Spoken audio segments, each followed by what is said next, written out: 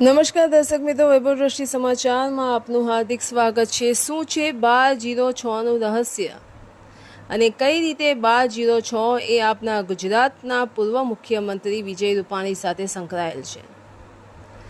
વિજય રૂપાણી 1206 નંબરને પોતાનો lucky number માનતા હતા, જેને કારણે તેઓ પોતાના તમામ વેહિકલ જે છે 1206 નંબરના જ રાખતા હતા।